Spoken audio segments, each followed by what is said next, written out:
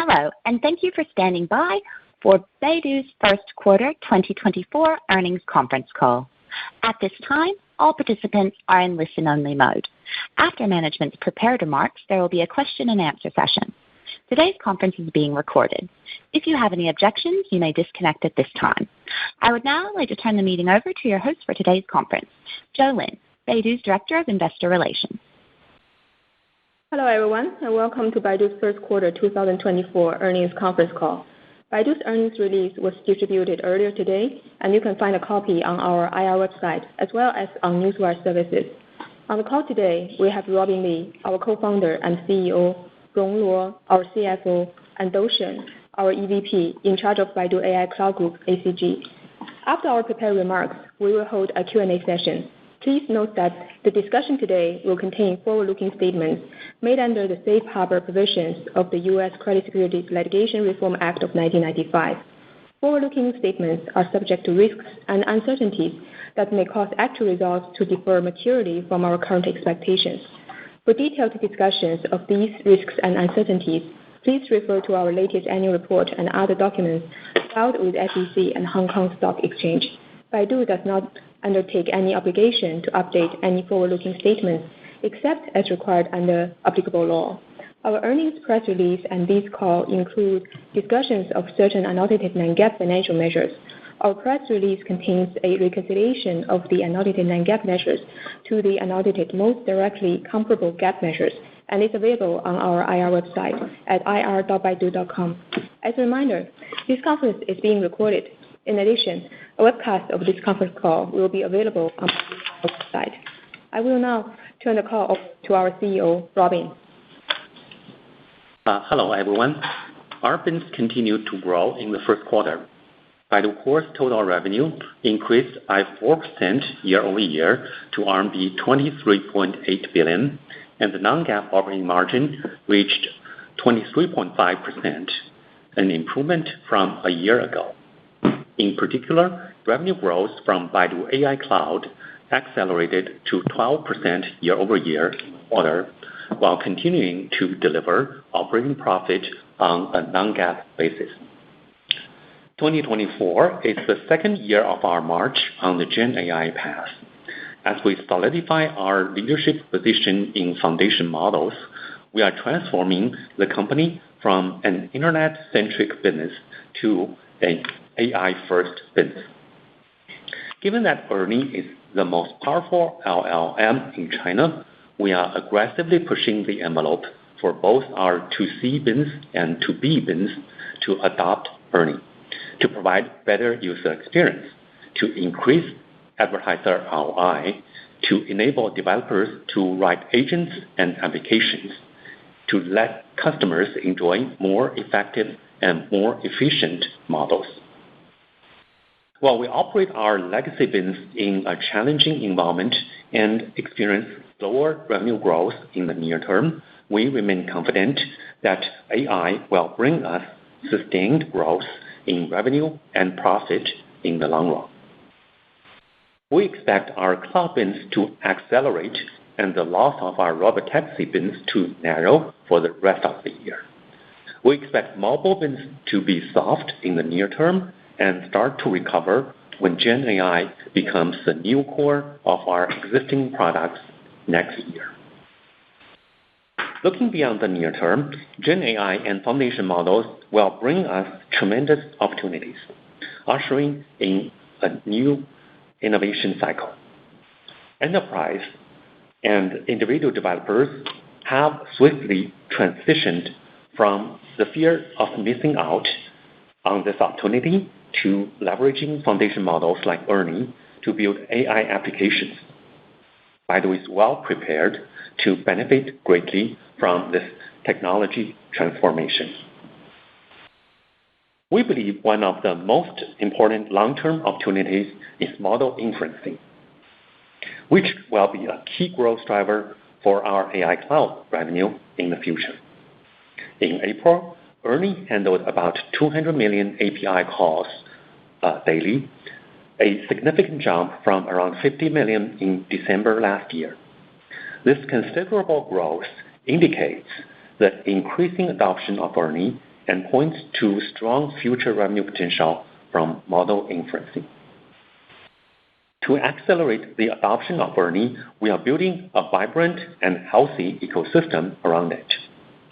We believe ERNIE ecosystem will, over time, contain millions of applications, especially agents, developed by a diverse community of enterprise and individual developers across various industries, meeting a wide range of needs in people's everyday life and work. Our large user base in mobile and desktop will enable us to distribute these agents and apps to whoever needs it whenever appropriate.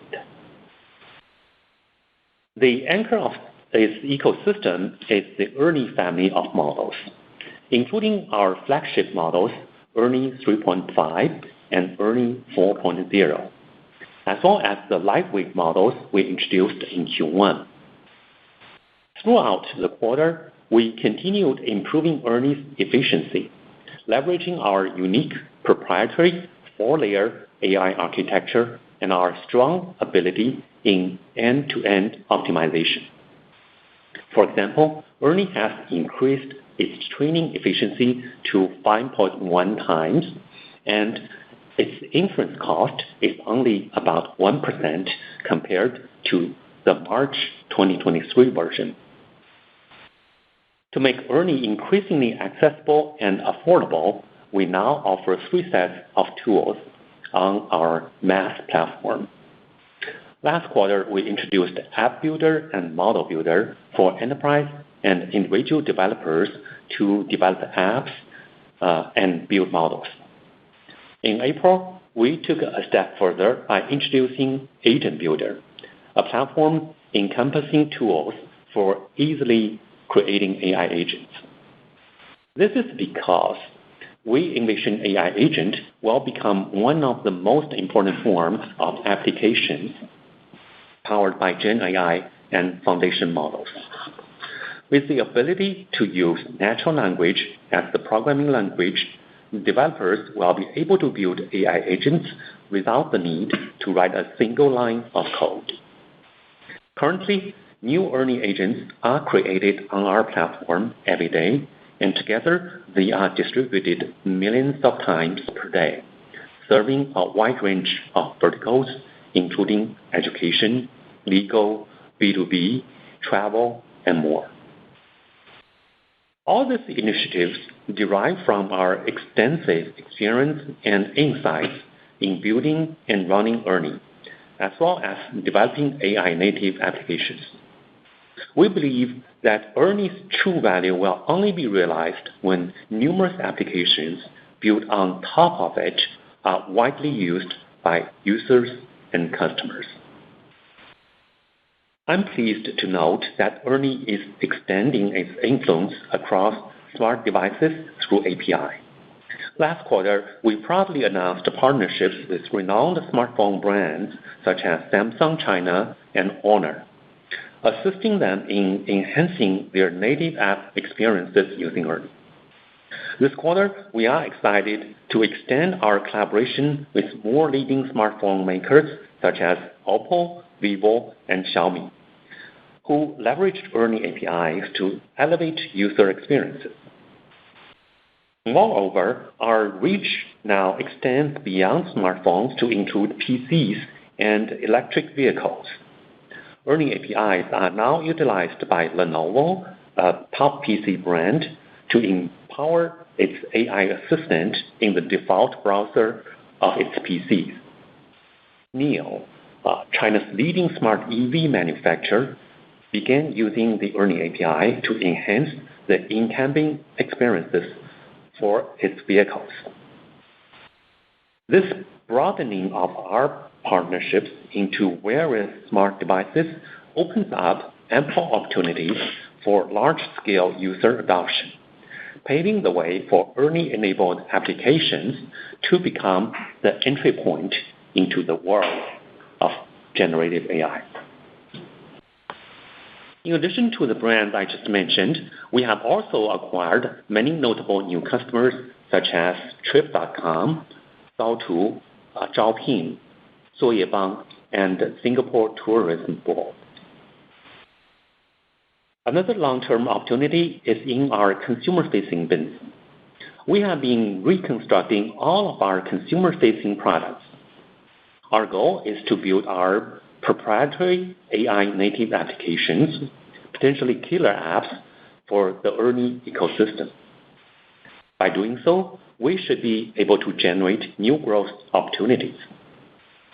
For example, after rebuilding with Gen AI and LLMs, Baidu Wenku, our one-stop shop for document creation, experienced double-digit year-over-year increase in paying users in the first quarter. Penetration of ERNIE for Baidu Search and Feed took longer than expected because the user base is in the order of hundreds of millions, and use cases are generally very sensitive to cost and response time. We needed a wide range of ERNIE models in different sizes, optimized for different scenarios for best price-performance ratio. After trial and error for a few quarters, we are firming up our strategy.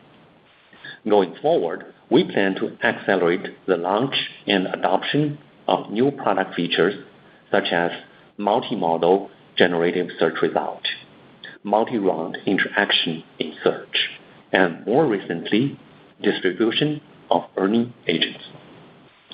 We are at the forefront globally of this unique technological change, and we are confident in our abilities to innovate. By definition, we are operating in uncharted territory. As always, we want to be flexible to make timely adjustments with evolving consumer needs and how users incorporate new product features in their day-to-day life. Now, let me review the key highlights for each business for the first quarter. In the first quarter, AI Cloud revenue reached RMB 4.7 billion, up 12% year-over-year, and continued to generate operating profit on a non-GAAP basis. The revenue growth was mainly driven by Gen AI and foundation models. In the first quarter, such revenue accounted for 6.9% of total AI Cloud revenue. Currently, the majority of this revenue is from model training, but revenue from model inferencing has been growing quickly. We believe revenue from Gen AI and foundation will continue to rise as customer adoption improves. For instance, within our internal cloud revenue, Baidu Core's other business groups, such as Mobile Ecosystem Group and Intelligent Driving Group, are increasingly leveraging the power of ERNIE. As a result, 15% of their payments to the AI Cloud Group are allocated to Gen AI and foundation models.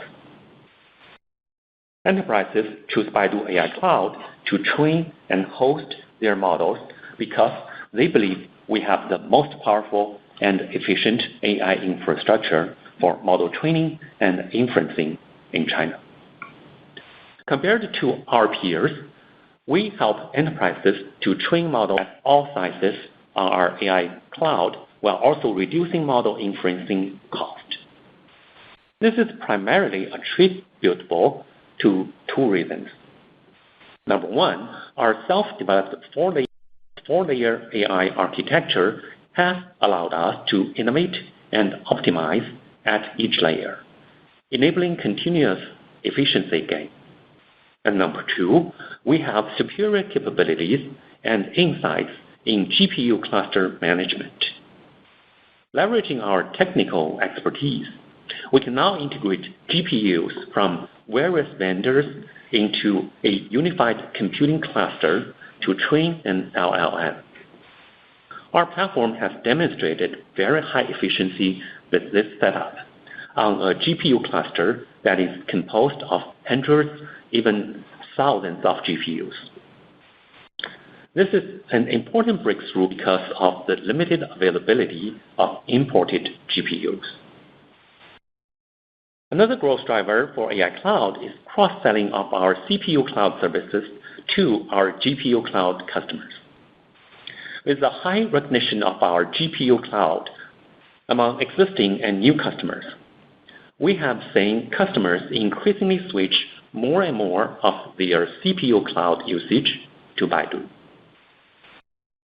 And earlier, on the math side, we took many initiatives to make the ERNIE family of models increasingly affordable and efficient than open source models.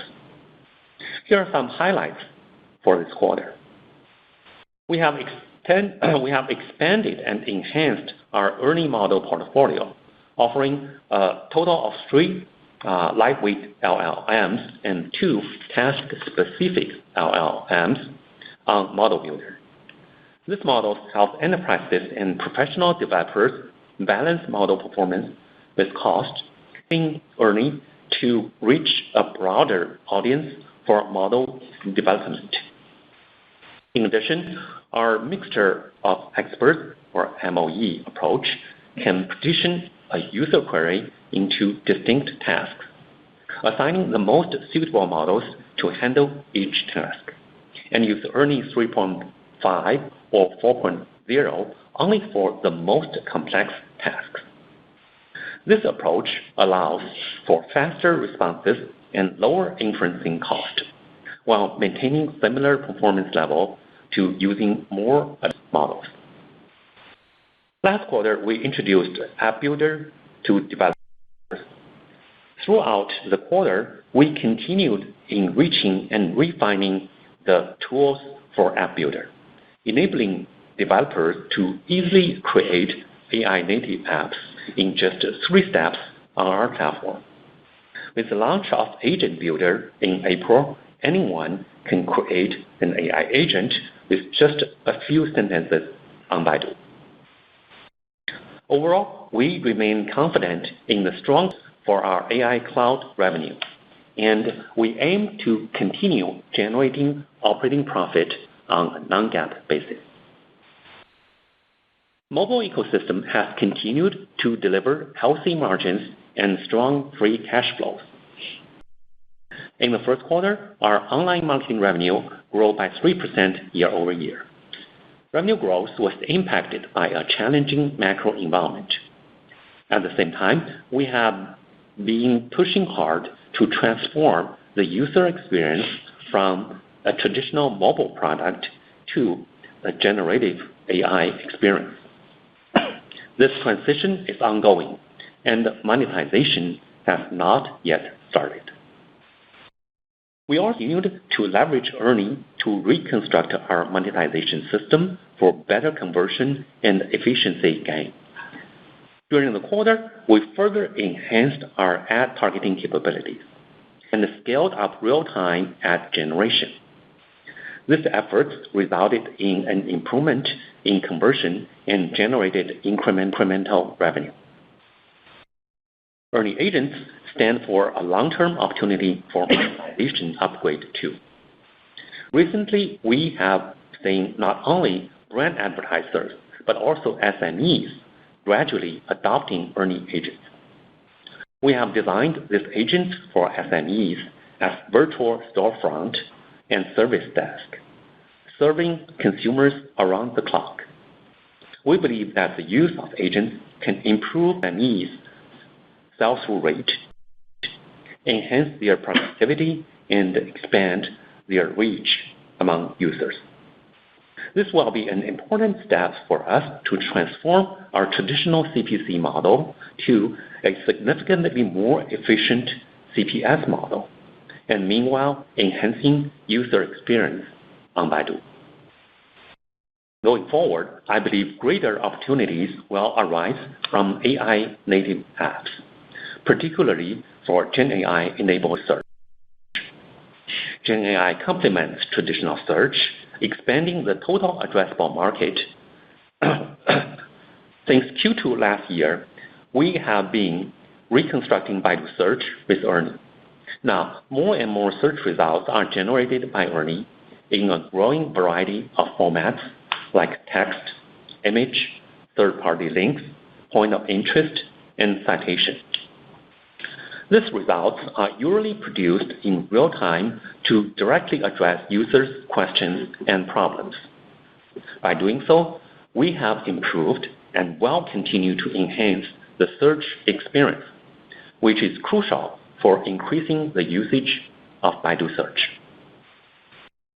While user feedback on this product and feature renovations has been encouraging, it is important to note that we are still in the early stages of reconstructing Baidu Search with ERNIE.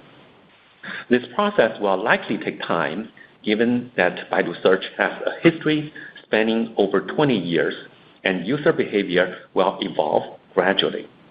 Overall, I believe that search will be one most likely killer app in the Gen AI era, and we are on the right trajectory to capitalize on this potential. I mentioned ERNIE agents as an important opportunity for monetization.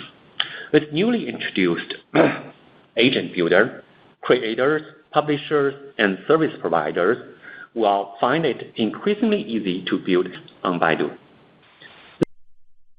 This is key to enhancing Baidu's content offerings and ultimately provide an AI-native user experience on our platform.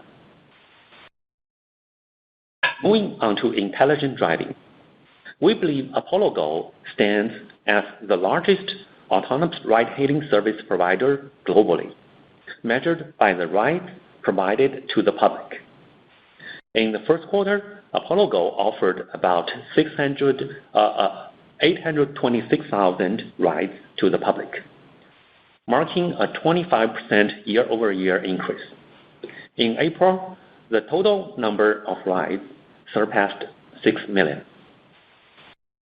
We are continuing to move towards achieving unit economics break-even for Apollo Go. To make this happen, our strategy is to reach UE break-even in key regions and then replicate the success in other regions. To reach the regional break-even point, we are focusing on scaling up the option of fully driverless ride-hailing service and enhance the utilization of each vehicle. Wuhan, Apollo Go's largest regional operation, is progressing toward this goal. In Wuhan, Apollo Go is gradually becoming an integral part of the city's transportation network. Apollo Go more than doubled its operational area from a quarter ago, serving a population of over 7 million and achieving the remarkable milestone of crossing Yangtze River with fully driverless vehicles as part of its expansion. Moreover, our vehicles started to operate 24/7 in Wuhan in early March, further expanding Apollo Go's reach and improving the vehicle utilization. All these progresses have led to the rapid growth of fully driverless rides. In Q1, the rides provided by fully driverless vehicles accounted for over 55% of total rides in Wuhan, which is up from 45% in the fourth quarter last year. This figure continues to rise, exceeding 70% in April, with expectations of sustained rapid growth ahead and reaching 100% in the coming quarters. Looking ahead, we plan to deploy RT6, our generation robotaxi, in our Wuhan Apollo Go operation this year, which will significantly reduce hardware depreciation costs. With the scaling of driverless operations and continuous improvement of cost structure, we believe Apollo Go will achieve operational UE break-even in Wuhan in the near future. As Apollo Go continues to progress, we will closely monitor efficiency and persist in optimizing the operation of our overall intelligent driving business. On auto solution, our Apollo self-driving or ASD technology continue to evolve. I mentioned in our last earnings call that Apollo is a global pioneer in the use of visual foundation models in autonomous driving. Now, our state-of-the-art autonomous driving solution, solely reliant on vision, is made available to OEMs. ASD can effectively navigate complex urban environments across over 100 cities in China, with plans to expanding to hundreds of cities in the coming months. This allows us to make advanced autonomous driving attainable across a broad spectrum of passenger vehicles, from high-end to economy models priced as low as 150K RMB, and it serves as another proof of our technology leadership. With that, let me turn the call over to Rong to go through the financial results. Thank you, Robin. Now, let me walk through the details of our first quarter financial results. Total revenues were 31.5 billion, increasing 1% year-over-year. Revenue from Baidu Core was 23.8 billion, increasing 4% year-over-year. Baidu Core's online marketing revenue was 17 billion, increasing 3% year-over-year. Baidu Core's non-online marketing revenue was 6.8 billion, up 6% year-over-year, mainly driven by the AI cloud business. Revenue from iQIYI was 7.9 billion, decreasing 5% year-over-year. Cost of revenue was 15.3 billion, increasing 1% year-over-year, primarily due to an increase in traffic acquisition costs and the costs related to AI cloud business, partially offset by the decrease in content costs. Operating expenses were 10.7 billion, decreasing 2% year-over-year, primarily due to a decrease in personnel-related expenses and other R&D expenditures, partially offset by the increase in server depreciation expenses and server custody fees, which support the Gen AI research and development inputs. Baidu Core's operating expenses were 9.4 billion, decreasing 1% year-over-year. Baidu Core SG&A expenses were 4.5 billion, decreasing 1% year-over-year. SG&A accounting for 19% of Baidu Core's revenue in this quarter, compared to 20% in the same period last year. Baidu Core R&D expenses were 4.9 billion, decreasing 1% year-over-year. R&D accounting for 21% of Baidu Core's revenue in this quarter, compared to 22% in the same period last year. Operating income was 5.5 billion. Baidu Core's operating income was 4.5 billion, and Baidu Core's operating margin was 19%, and non-GAAP operating income was RMB 6.7 billion. Non-GAAP Baidu Core operating income was RMB 5.6 billion, and non-GAAP Baidu Core operating margin was 23.5%.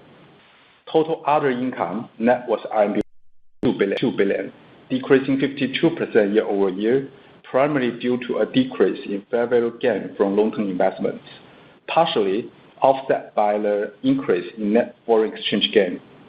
Income tax expenses was 883 million, compared to 1.2 billion in the same period last year. Net income attributable to Baidu was 5.4 billion, and diluted earnings per ADS were 14.9. Net income attributable to Baidu Core was 5.2 billion, and net margin for Baidu Core was 2%. Non-GAAP net income attributable to Baidu was 7 billion. Non-GAAP diluted earnings per ADS were 19.91. Non-GAAP net income attributable to Baidu Core was 6.6 billion, and non-GAAP net margin for Baidu Core was 28%. As of March 31st, 2024, cash equivalents, restricted cash, and short-term investments were 191.8 billion, and cash equivalents, restricted cash, and short-term investments, excluding iQIYI, were 185.8 billion. Free cash flow was 4.2 billion. Free cash flow, excluding iQIYI, was 3.3 billion. Finally, Baidu Core had approximately 34,000 employees as of 31st, 2024. With that, operator, let's now open the call to questions. Ladies and gentlemen, we will now begin the question and answer session. If you wish to ask a question, please press star 1 on your telephone and wait for your name to be announced. If you wish to cancel your request, please press star 2. Your first question comes from Alicia Yap with Citigroup. Hi, thank you. Good evening, Robin, Rong, and also sorry.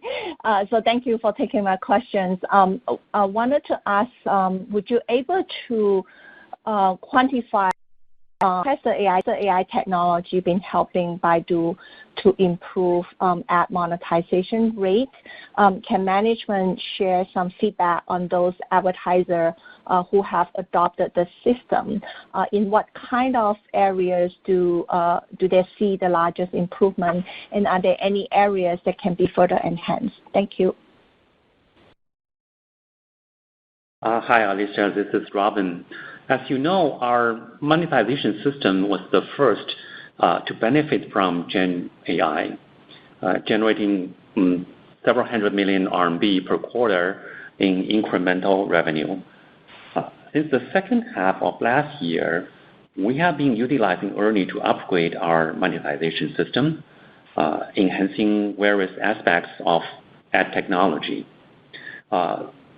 This includes improving ad capabilities, refining the auction system, automating creative generation, and ad strategy formation for our advertisers.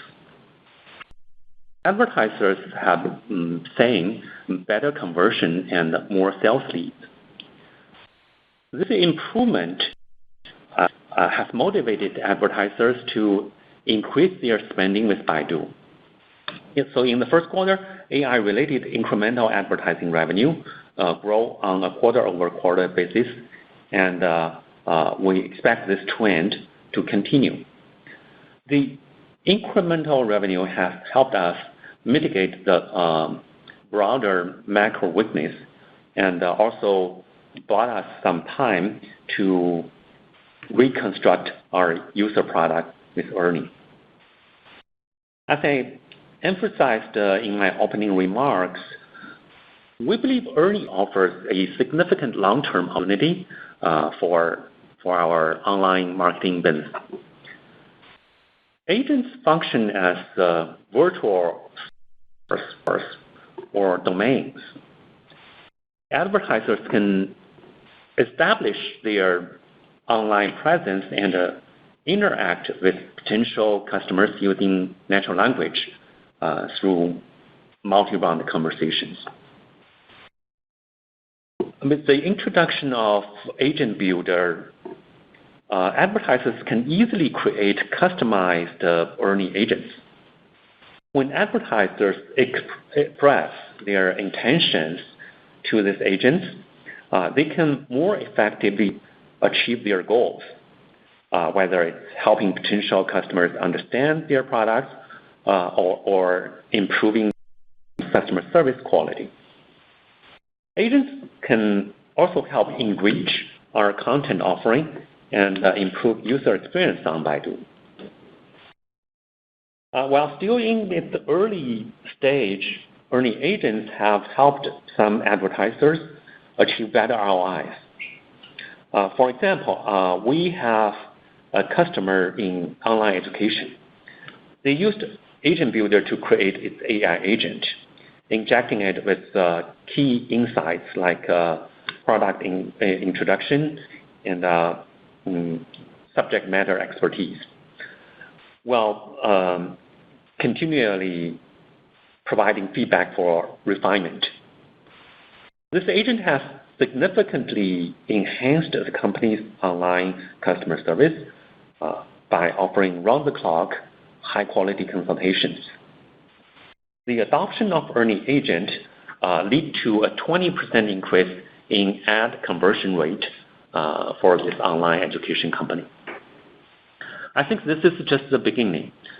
We believe agent will be a major form of content and services in the new AI era.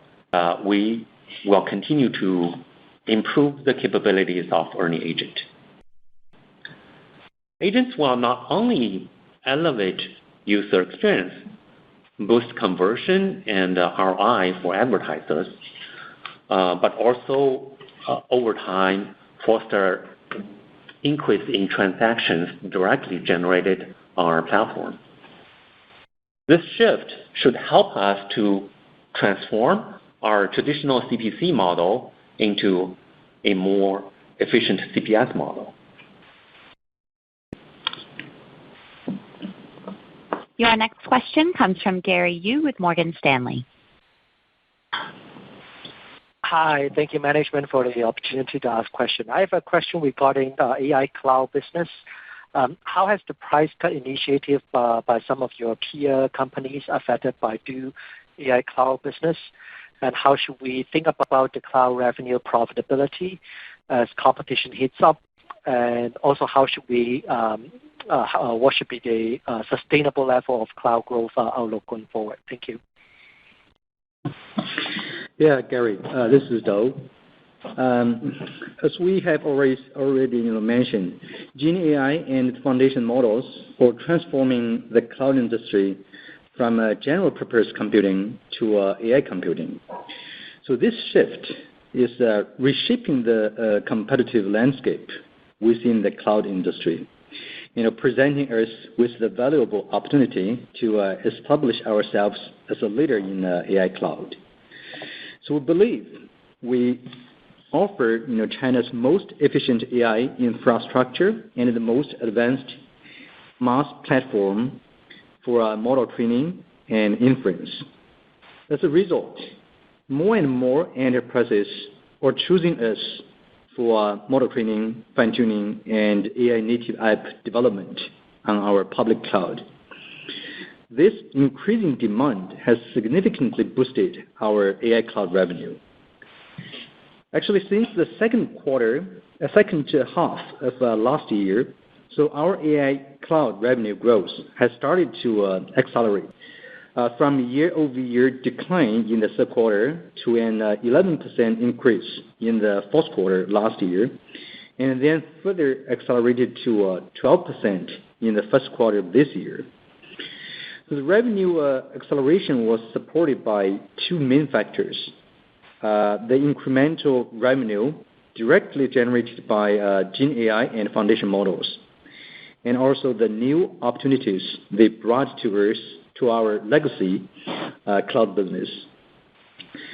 So as Robin just mentioned, in the first quarter of this year, revenue from Gen AI and foundation models accounts for 6.9% of our AI cloud revenue.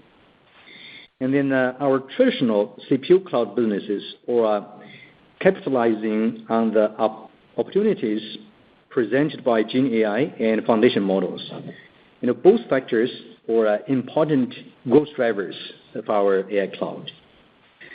On a separate note, while smart transportation business remained subdued, its impact on overall AI cloud business in Q1 was substantially smaller than the previous quarters. So overall, we expect our AI cloud to continue benefiting from the megatrend, maintaining strong revenue growth momentum in the upcoming quarters.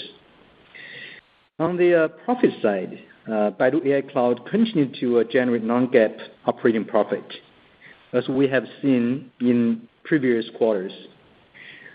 We are committed to sustainable and healthy revenue growth.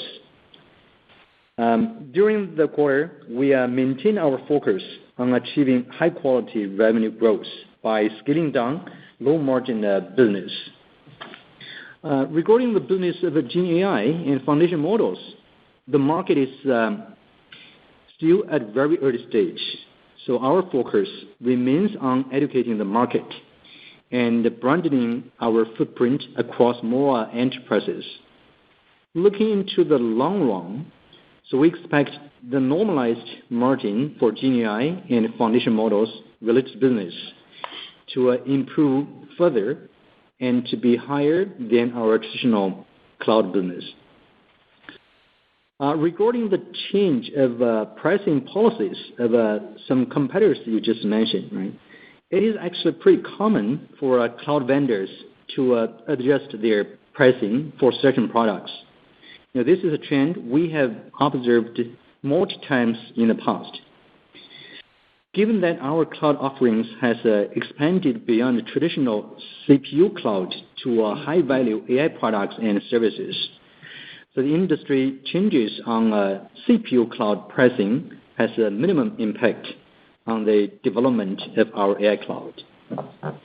Actually, for cloud platform services, by leveraging our unique proprietary 4-layer AI architecture and our strong ability in end-to-end optimization, we have lowered ERNIE's inference cost to only 1% of the variant in March last year. This May, ERNIE handles about 200 million API calls, or approximately 250 billion tokens daily. We are confident that the ERNIE's expanding adoption will continue to enhance its performance, boosting efficiency, and then further reduce costs. It's also important to evaluate price and performance ratio for different models at different workloads, rather than just focusing so on some superficial prices. So we believe our state-of-the-art AI infrastructure and advanced MaaS platform delivers the best value to our customers.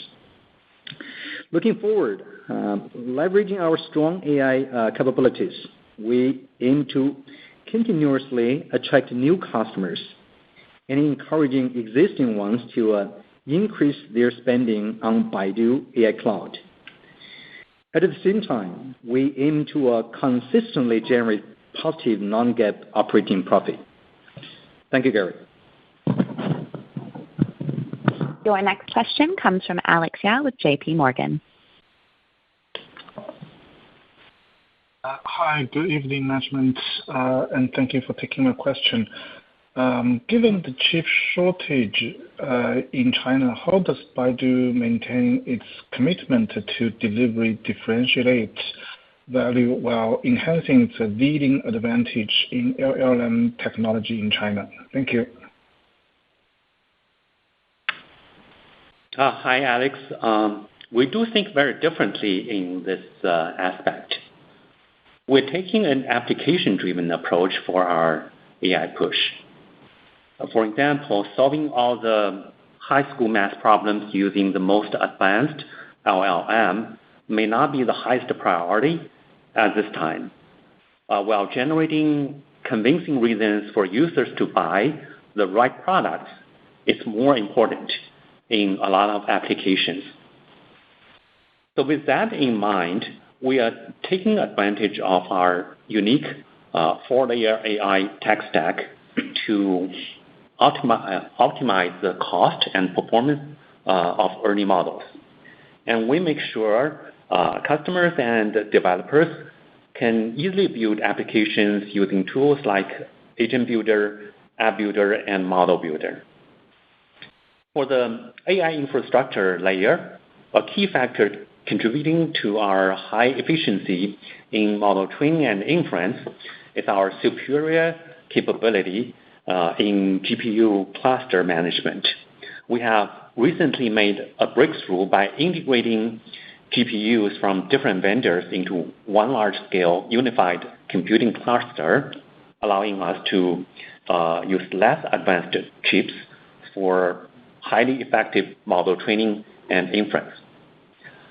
Our deep learning framework, PaddlePaddle, has, through continuous innovation and enhancement, helped reduce the cost of model training and inferencing on a constant basis. PaddlePaddle is compatible with over 50 different chips, many domestically designed, and its developer community has grown to 13 million. With ERNIE 3.5 and ERNIE 4.0, we aim to be the flagship models for sophisticated tasks. We're making ERNIE more accessible and affordable by launching lightweight LLMs, introducing toolkits for model development and app development, applying MOE approach for model inference for better performance and lower cost. With our application-driven mindset, we have used ERNIE extensively to renovate our own products, and we have gained experience and insights in training and using ERNIE, as well as developing AI-native applications on it. We're making all these capabilities available to our customers and developers. With all these efforts, we are fostering a vibrant and healthy ecosystem around ERNIE. You can see that we are actually taking a holistic approach to developing Gen AI and LLM, which is very different from some of our competitors. Our reserve and access to the chips on the market should be sufficient for us to support millions of AI applications in the future. And in the long run, I think China will form an ecosystem of its own, probably with less powerful chips, but most efficient homegrown software stack. There's ample room for innovation in the application layer, model layer, and framework layer. With our self-developed 4-layer AI infrastructure, as well as our strong R&D team, our dedication to AI, and our application-driven approach in building an ecosystem around ERNIE, I'm quite confident that Baidu will stand as a leader in China's AI ecosystem in the long term. Thank you. Your next question comes from Lincoln Kong with Goldman Sachs. Thank you, management, for taking my question. So my question is about the advertising business. So what's the major drag for the advertising growth if we compare with our peers? So what are the trends we have seen for the advertising budgets and advertiser sentiment, especially into second quarter, April and May? So how should we think about normalized advertising growth for 2024? Thank you. Yeah, our online marketing revenue grew by 3% year-over-year in the first quarter. While traditional search is maturing, we are working hard to renovate the user experience with Gen AI. Right now, about 11% of our search result pages are filled with generated results. These results provide more accurate, better organized, and direct answers to users' questions, and in some cases, enable users to do things they could not do before.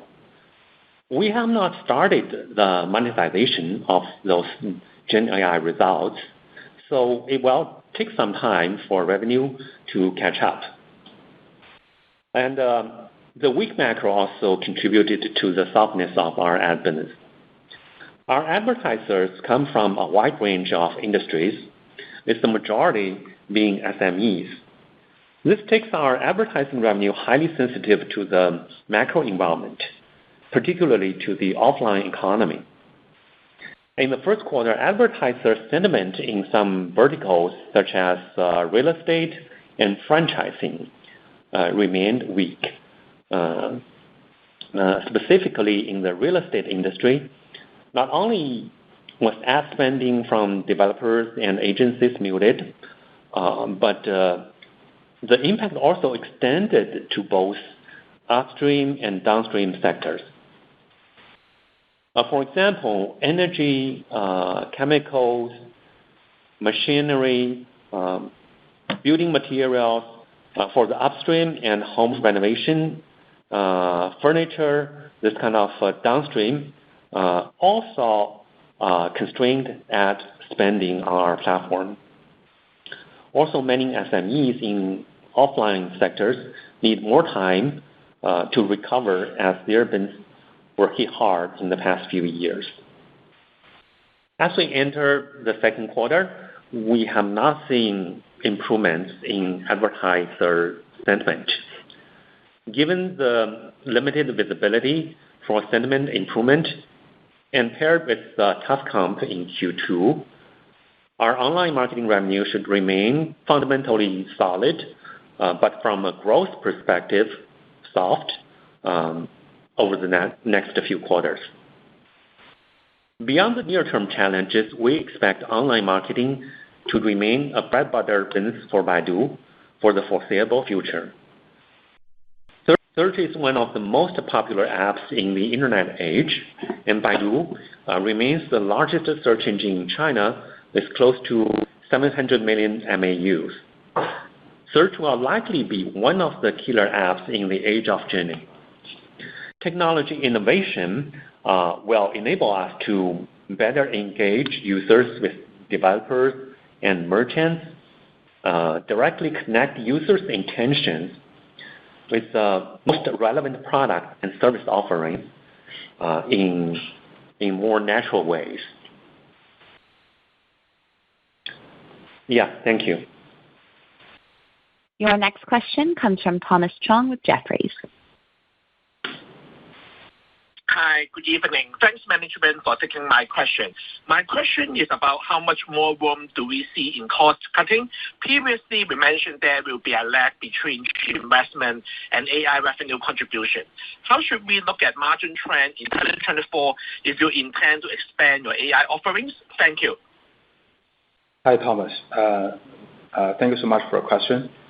I think macro challenges are still weighing on our marketing businesses. We are confident that there still will be some ways for us to continue optimizing the operational efficiencies. We will strictly manage our cost expenses for each business, and we will take some further steps as necessary, including we try to streamline the organization structures to enhance the agility and support strategy flexibility. We also will relocate the resources to prioritize the key strategy areas. If we take a look into our businesses, for mobile ecosystem, I think we can still manage the costs and expenses. So the mobile ecosystem group will continue to remain as strongly profitable and cash flow positive. For AI Cloud, as Dou just mentioned, we will continue to phase out the low-margin businesses and the products, so we can continue generating the operating profits and margins on a non-GAAP basis. If we look into the longer term, the normalized margin for the Gen AI-related cloud businesses should be higher than the legacy cloud businesses. For other businesses, we aim to reduce our loss, same as what we talked about in the past few quarters, particularly our intelligent driving businesses with more operational efficiency gains and the UE improvements for robotaxi. And many investors ask me how our investments in ERNIE will impact my margins. In fact, our investments are mainly related to CapEx for model training and inference. In 2023, we have made the large purchase, which has arrived in batches time at different times and the different depreciation start dates. While the annualized depreciation expenses will be available in the whole year 2024, the impact on our overall cost expenses and quarterly earnings is quite predictable and manageable. The depreciation expenses are booked under the R&D expenses for computing power used in training, and the cost of revenue for computing power we use for model inference and business expansions. In the first quarter, we can see that Baidu cost non-GAAP R&D and the cost of revenue both increased very slightly, while non-GAAP operating margin actually we have expanded to 23.5% due to our disciplined spending on other items such as SG&A. We believe that the chips we have in hand are sufficient to support the trainings of ERNIE for the next 1 or 2 years.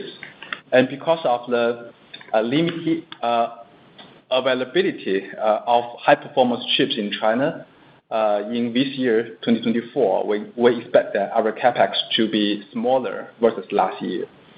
In conclusion, the investments in Gen AI and large language models will have a manageable impact on the near-term margins. And with our monetization of earnings already taking off, we expect that more and more revenue and profit will be generated from that kind of businesses, for both mobile ecosystem and AI cloud. Overall, we believe that high-quality growth and investment should be well balanced. For many years now, we have delivered a solid track record of the top-line growth with the very resolute cost disciplines, and we intend to continue building our futures on this kind of basis. Thank you so much. Your next question comes from Zoe Wong with UBS. Good evening. Thanks, management, for taking my question. My question is about shareholder return. So how about we think about the execution pace of current 5 billion buyback program? In addition to current buyback program, should we expect other diversified approach to improve shareholder return? Thank you. Yeah, thanks so much for questions. And I think we highly value our shareholders, and we have been making efforts to increase the shareholder returns. We have consistently repurchased our shares from the market over the past 4 years, averaging around $1 billion annually. In total, we have allocated around 37% of our free cash flow towards the share buyback programs. I think during these periods and going forward, we will continue to buy back more shares from the market as we believe in our long-term growth opportunities, and we are very committed to the shareholder returns. In addition, we have utilized our current share repurchase program to prevent any significant increase in the total outstanding shares count, aiming to reduce the potential dilution of our shareholders' economic stake in Baidu. In the year 2023, you can see that our total number of shares outstanding was flat year-over-year, compared to 1.2% increase in the year 2022 and a 3.2% increase in the year 2021. In this quarter, the total shares outstanding began to decrease. So we can see that it has been declining by 0.5% as compared to the prior quarters. We are adopting a strategy of sustainable and recurrent share buyback programs from open market, and at the same time, we take into consideration the opportunities ahead of us. Now we are facing a huge opportunity in Gen AI and foundation models, and we have structured a concrete plan to capitalize it. So we want to have the flexibility to invest as we consider necessary and in the best interest of long-term value to the shareholders.